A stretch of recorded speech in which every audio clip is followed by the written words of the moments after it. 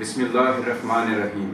روزنامہ عدالت اور عدالت نیوز کے توسط سے سلسلہ سیف الملوک شناسی کی چھٹی قسط لیے حاضر خدمت ہوں۔ پہلی 5 قسطیں جن میں تذکرہ کیا گیا کہ سیف الملوک حضرت میاں محمد بخش صاحب رحمۃ اللہ علیہ کی تصنیف جو ہے وہ اس کے کردار کیا ہیں، کون ہیں، ان کے مجازی اور حقیقی تعارف کروایا گیا۔ آج کا سلسلہ جو چھٹی قسط میں ہم سیف الملوک شناسی کے حوالے سے پیش خدمت کر رہے ہیں، اس میں ہم آج اس موضوع کو زیر بحث لائیں گے کہ قصہ سیف الملوک کیا ہے، اس کی کیا حقیقت ہے۔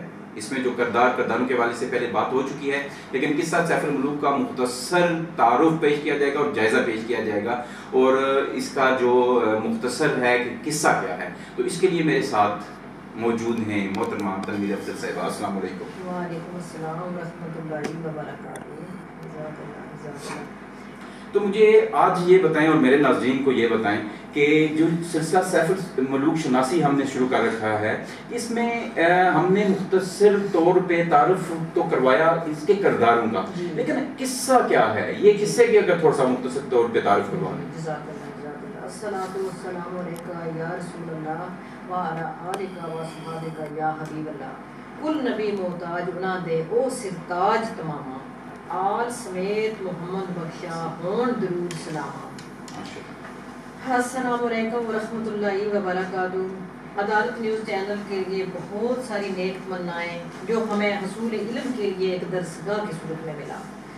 آج کے درس سیف الملوک کی آج کی کلاس یعنی آج کی بیٹھک میں سیف الملوک کی مجازی اور حقیقی کہانی کا مختصر خلاصہ اور تمام کرداروں کا مختصر جائزہ ہوگا انشاءاللہ تعالی۔ جی، تو قبلہ میاں صاحب رحمۃ اللہ علیہ کی زبانی سنتے ہیں کہ قصہ سیف الملوک کی مجازی اور حقیقی کہانی کا خلاصہ کیا ہے۔ قبلہ میاں صاحب رحمۃ اللہ علیہ نے سفر عشق کے تمام تخلیقی کردار کی تخلیق میں اپنی اندرونی کیفیت کا اظہار اور اپنے کمال فن کی تمام تر خوبیاں استعمال کر دی۔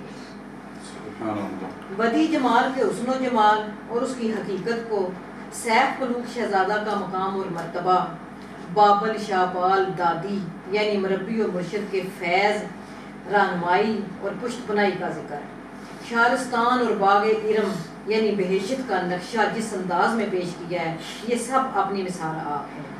یہ سب سن کر سمجھ کر انسان روحانی طور پہ کسی اور دنیا میں چلا جاتا ہے، یعنی تصوف کی دنیا میں۔ تو قبلہ میاں صاحب رحمۃ اللہ علیہ فرماتے ہیں کہ ظاہر دل بگلائی کارن قصہ عشق مجازوں، اندر خانہ خبراں دیسی فکراواں دے رازوں۔ یعنی ظاہر میں قصہ عشق مجازی ہے، لیکن اصل میں یہ عشق حقیقی کا سفر ہے، یہ کوئی قصہ کہانی نہیں ہے۔ جگہ جگہ میاں صاحب نے رحمۃ اللہ علیہ نے خود عقدہ کشائی فرمائی ہے، بس سمجھنے کی ضرورت ہے۔ تو مجاز میں خلاصہ کیا ہے اس کا مختصر کہ مصر کے بادشاہ عاصم بن صفوان کا اکلوتا بیٹا یعنی سیف الملوک، شارستان ملک کے بادشاہ شاپار کی بے حد خوبصورت اور اکلوتی بیٹی بدی جمال یعنی شاپری کی تصویر دیکھ کر اس پہ عاشق ہو جاتا ہے۔ یہاں بھی آپ تھوڑی گہرائی میں چلے جائیں اور سوچیں کہ شاہ پری بھی اکلوتی اور شہزادہ بھی اکلوتا، یعنی دونوں کا ثانی کوئی نہیں۔ تو یہ کون سے وہ کردار ہیں؟ تو بدی جمال کے حسن و جمال کے چرچے دور دور تک پھیلے ہوئے تھے۔ شہزادہ سیف الملوک تخت و تاج، بادشاہی سلطنت چھوڑ کر بدی جمال کو پانے کے لیے طویل کٹھن سفر یعنی سفر عشق پر جا نکلتا ہے۔ پھر اس راستے میں بلند و بالا آتشین پہاڑ، دریاؤں اور سمندروں کی طغیانی، درپیش آفات اور بلیات، صحراؤں کی تپش، مختلف جزیروں کے مشکل گزار راستوں کا خطرناک سفر اختیار کرتا ہے۔ پھر ان راستوں میں آنے والی بے شمار مشکلات، مصائب اور تکالیف کو برداشت کرتا ہے۔ بالآخر فضل الہی اور محبوب الہی کے وسیلہ سے اور مربی و مرشد کی رہنمائی اور پشت بنائی سے اپنے مقصد میں کامیاب ہو جاتا ہے اور اپنے محبوب یعنی بدی جمال کو پا لیتا ہے۔ اچھا، یہ تو ہو گیا جو کرداروں کے حوالے سے، یہ تو مجازی خلاصہ ہے۔ اس کا حقیقی خلاصہ بھی وہ بیان کر دیں ہمارے ناظرین کے لیے کہ اس کا حقیقی خلاصہ کیا ہے۔ جی جزاک اللہ، بہت اچھا سوال ہے۔ یہ تو تھا مجازی کرداروں کا تعارف، اب آتے ہیں حقیقی کرداروں کی طرف۔ سیف ملوک شہزادہ کون ہے؟ ہر انسان کی روح جو ہے وہ سیف ملوک شہزادہ ہے۔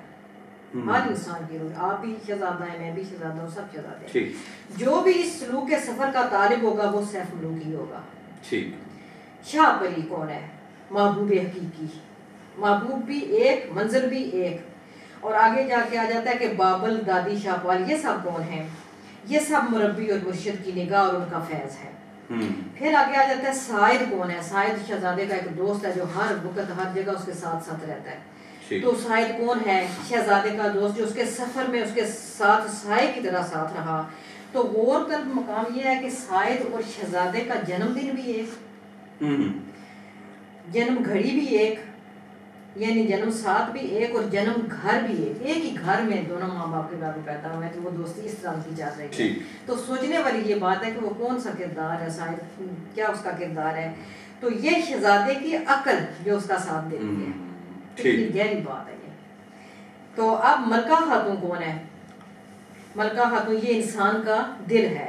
جب یہ غفلت میں ہوتا ہے تو منزل دور ہوتی ہے، اور جب سویا ہوا دل جاگ جاتا ہے تو ایمان کی روشنی ہوتی ہے، تو پھر منزل قریب ہو جاتی ہے. اور آگے آ کے جاتا ہے کہ باغ علم کیا ہے؟ یہ بہشت ہے. آگے جا کے میاں صاحب رحمۃ اللہ علیہ فرماتے ہیں کہ جب یہ دل غفلت کی نیند سے بیدار ہو جاتا ہے تو وہ بندہ اپنے رب کی حضوری میں آ جاتا ہے. اسی طرح دیو کون ہے؟ راستے میں بڑے دیو آتے ہیں، اس میں ان کا ذکر آئے گا انشاءاللہ جب ہم آگے آگے چلیں گے اس کلام کے ساتھ، تو پھر سارا ذکر ہوگا. تو دیو نفس شیطان ہے. جب انسان کا ظاہر باطن پاک نہ ہو تو یہ نفس شیطان انسان پر حاوی ہو جاتا ہے، انسان کو ورگلاتا ہے اور انسان بھٹکتا پھرتا ہے. مگر جب انسان کا ظاہر باطن پاک ہوتا ہے، یعنی ظاہر پاکی سے مراد جسم اور لباس کا پاک ہونا اور باوضو ہونا، باطن کی پاکی سے مراد اندر کی پاکی، روح کی پاکی، یعنی اندر سے کینہ، بغض، حسد اور تکبر جیسی قدورت سے پاک ہونا. پھر وہی دیو، وہی نفس اس انسان کو اپنے کندھوں پہ اٹھا کے اس کے محبوب تک پہنچاتا ہے جب وہ پاک صاف ہوتا ہے. تو دیو نفس شیطان اس بندے کا متی ہو جاتا ہے، جو پہلے اس پہ حاوی ہوتا ہے، جب وہ اندر باہر سے پاک ہوتا ہے تو وہی دیو اس کا متی ہو جاتا ہے. قبلہ میاں صاحب رحمۃ اللہ علیہ فرماتے ہیں کہ پر ہک لکھا آدم ڈاڈا پتہ تو سانو دیواں، ظاہر باطن پاکی ہووے پیش نہیں پھر دیواں. یعنی یوں تو دیو شیطان کے پاس بھی قوت ہے کہ وہ انسان کو بھٹکاتے رہتے ہیں، لیکن اگر انسان کا ظاہر باطن پاک ہو تو پھر یہ دیو اور شیطان بے بس ہو جاتے ہیں اور اپنے مقصد میں کامیاب نہیں ہوتے. تو ظاہر پاکی جے جسے جامع بندے نو ہوئے. آگے جا کے میاں صاحب بڑا زبردست فرما رہے ہیں کہ ظاہر پاکی جے جسے جامع بندے نو ہوئے، جسہ اور جامع جسم اور لباس، یہ ظاہر کی پاکی ہے. فرماتے ہیں ظاہر پاکی جے جسے جامع بندے نو ہوئے، ظاہر دے جن پوت نہ پوندے جتھے جا کھلوے. یہ دیو جنوں والے جو ہم سلسلہ ہوتا ہے یہ نہیں پھر نزدیک آتے. یعنی لباس اور جسم کی پاکی ہو، باوضو ہو تو ظاہری جن بوجھ کا سایہ بھی نہیں ہوتا. تو قبلہ میاں صاحب فرماتے ہیں کہ باطن پاک ہو وے جس نیت اندر وچ صفائی. اب اندر کی صفائی کا سلسلہ ہے. باطن پاک ہو وے جس نیت اندر وچ صفائی، ویری دیو ابلیس لینے پیش نہ جاتی کائی. یعنی جس کا باطن روح قلب صاف ہوگا، نیت ارادہ صاف ستھرا ہوگا، کینہ، بغض، حسد، تکبر یعنی ہر چیز سے پاک ہوگا، تو اس کے ساتھ وہ شیطان بھی حملہ نہیں کر سکتا.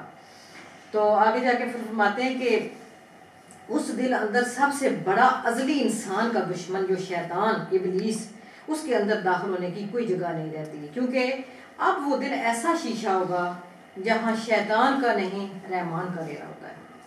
یہ تو ہوا اس کا جو ہے وہ ایک مجازی بھی اس کا مختصر جائزہ ہو گیا اور حقیقی بھی ہو گیا، لیکن اس میں ہمارے ناظرین کے لیے دلچسپی کا مقام یہ ہوگا کہ اس سے ہمیں اخلاقی درس کیا ملتا ہے، اس قصے سے ہمیں کیا درس ملتا ہے اخلاقی.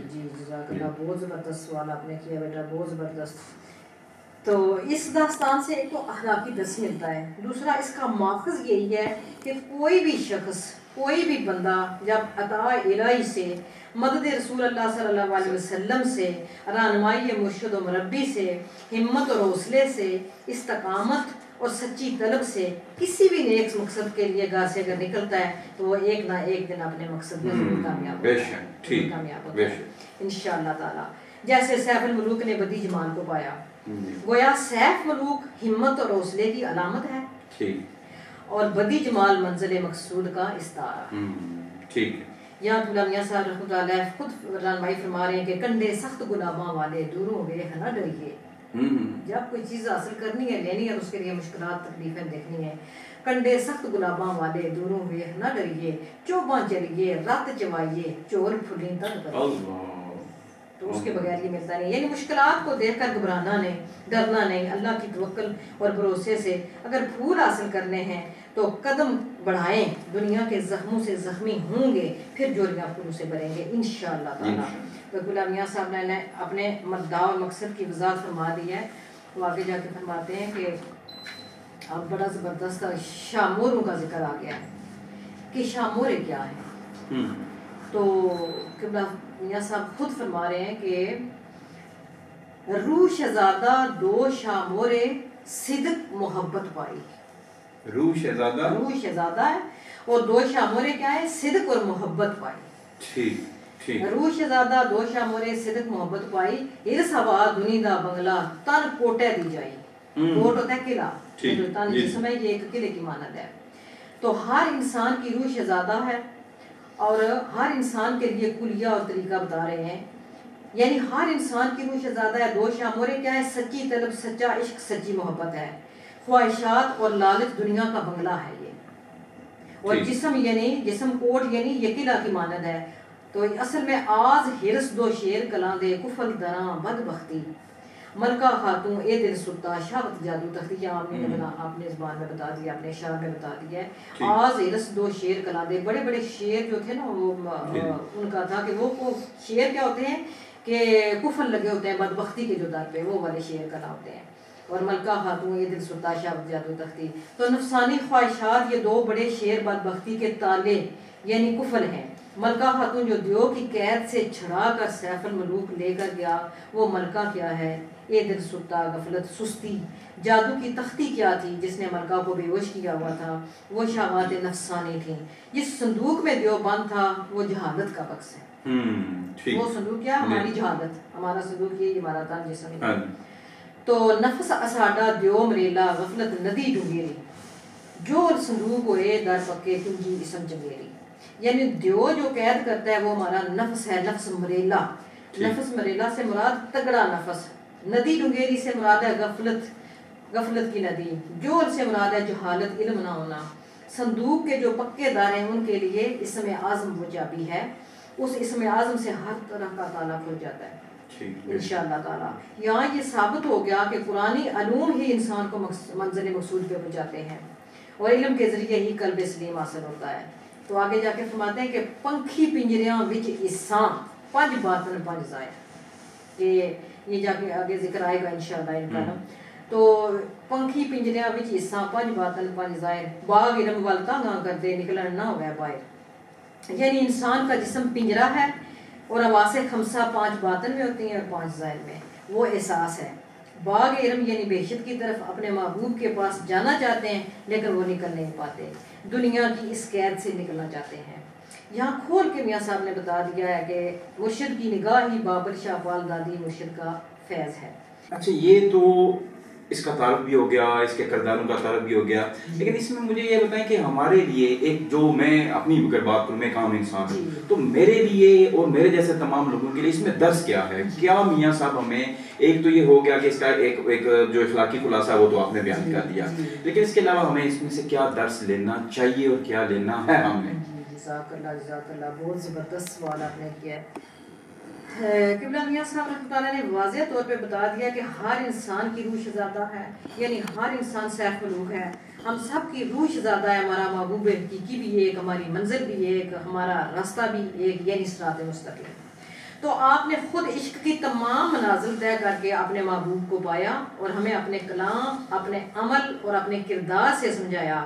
ہمارے لیے وہ راستہ استوار کر دیا جس پر چل کر ہر انسان اپنی منزل اور اپنے محبوب کی تلاش میں نکل پڑتا ہے انشاءاللہ تعالیٰ.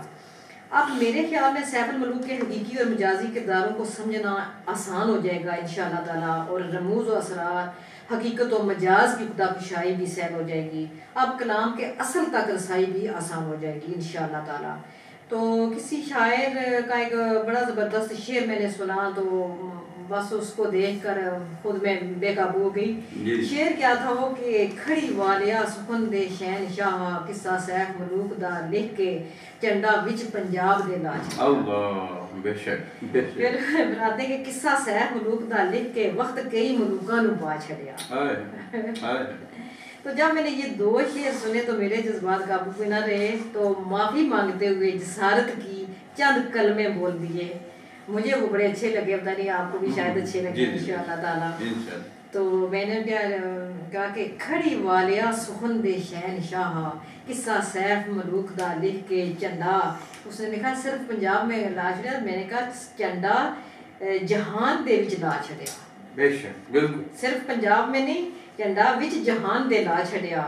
جتھے وقت کئی ملوکاں نو پا چھڑیا اتھے کرم کئی ملوکاں دے پا چھڑیا. بے شک بے شک, بہت خوبصورت. واہ واہ. تو آگے کہ معرفت دا میوہ چکھا کے سبق ادب محبت تے توحید دا پڑھا چھڑیا. تو کئیاں غفلتاں اندر ستیاں بختاں نو جگا چھڑیا. کئی طالباں صادقاں عاشقاں نو راہ سلوک تے پا چھڑیا. نال سنداں فرق تعظیم تے سجدے دا سمجھا چھڑیا. سنا تھی آپ سنیا سی بالکل. میٹھا میوہ بخش کے محبوب حقیقی دی بارگاہ وچ پہنچا چھڑیا. واہ واہ. پھر معرفت دے میوے نال رج رجا کے محبوب حقیقی نال ملا چھڑیا. کامل عشق دا سفر طے کر کے سچا عشق عاشقاں نو سکھا چھڑیا. سادے تے پر تاثیر سخن سمجھا کے پردہ رموز اسرار تی چاہ چھڑیا. کامل عشق دی آگ وچ جل کے چراغ عشق جلا چھڑیا. غوطہ زنی بیر عشق دے وچ کر کے لال جوار تے سخنا دے سچے موتیاں نو تسبیح سیف ملوک وچ پرو چھڑیا. کئی میرے جے گناہگاراں نو راہ ہدایت تے چلا چھڑیا. کئی میرے جے گناہگاراں نو راہ ہدایت تے چلا چھڑیا. اپنے درد دی حقیقت دس کے درداں والا بنا چھڑیا. واہ واہ واہ. سبحان اللہ. بہت خوبصورت الفاظ آپ کے, جو آپ نے اپنا کلام ہے سیف الملوک کے حوالے سے, بہت خوبصورت آپ کا کلام ہے ماشاءاللہ. اللہ تعالیٰ آپ کو جزائے خیر بھی عطا فرمائے اور بہتر سے بہتر اس کی جستجو جو آپ کر رہی ہیں. تو ناظرین کرام, آج کی قسط میں ہم نے اگر قصہ سیف الملوک کی بات کی جائے تو اس میں ہر شعر میں کئی رموز و اوقاف پنہا ہیں, کئی اسرار و رموز پنہا ہیں, اور ہر لفظ میں ہم کئی اخلاقی پہلو بھی نکال سکتے ہیں اور اس کے ایک پورا جہان ہے. لیکن اگر اس کا ایک مختصر سا جائزہ لیا جائے, اس کا مختصر دیکھا جائے تو قصہ سیف الملوک کا, تو ہم مختصر طور پر اگر آج کا ہم کریں تو اس کا یہی ہے کہ ہم اپنے ظاہر اور باطن کو پاک و صاف رکھ کے کوئی بھی منزل ہم حاصل کر سکتے ہیں. تو اگلی نشست تک کے لیے اجازت دیجیے. السلام علیکم.